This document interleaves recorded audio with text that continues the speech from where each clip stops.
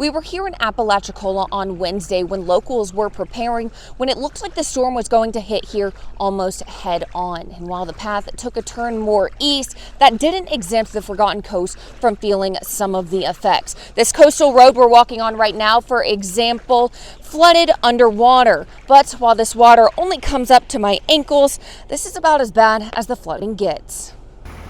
On the way into town, we saw a fleet of FDOT dump trucks driving in to aid with cleanup efforts. Once inside this historic coastal community, we were met with debris covering most roads we drove down.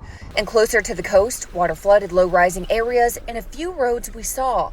This one restaurant's parking lot looking more like a swimming pool. But besides that, locals we spoke with are relieved damage wasn't worse. I stayed through Michael, it was about as worse as Michael was.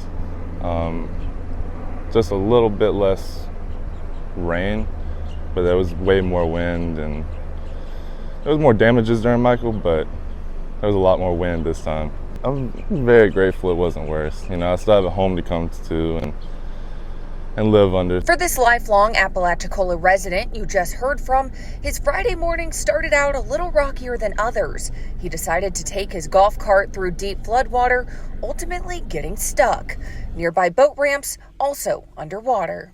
We'll be out here the rest of the day speaking with more residents and county officials as they continue their cleanup efforts post-Helene. Reporting in Apalachicola here in the Florida Panhandle, I'm Danny Travis.